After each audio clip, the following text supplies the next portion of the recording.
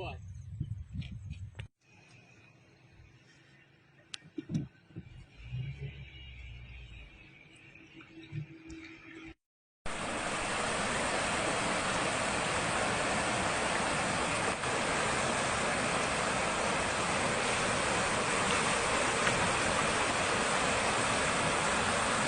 อยู่กับจีนไปเหมือนกันนะขาเราสั่นเหมือนกัน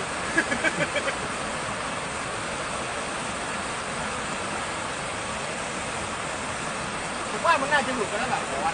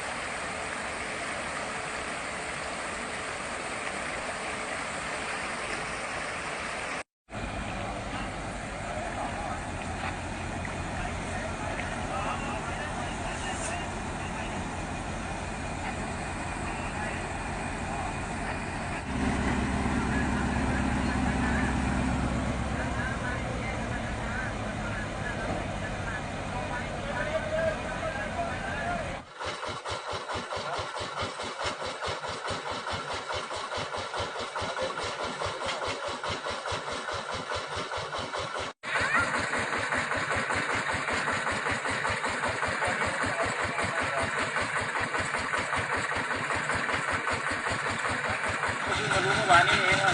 ที่กล้วยหินที่คลองนั้นมันเป็นหินของดีปูหรือเปล่าที่นี้จ่ายแต่ที่ไหนรู้ว่าก็ไม่ใช่เป็นหินใหม่ของโครงการของเราอันนี้เองว่าที่กล้วยหินที่คลองนั้นมันเป็นหินของดีปูหรือเปล่าที่นี้จ่ายแต่ที่ไหนรู้ว่าก็ไม่ใช่เป็นหินใหม่ของโครงการของเรา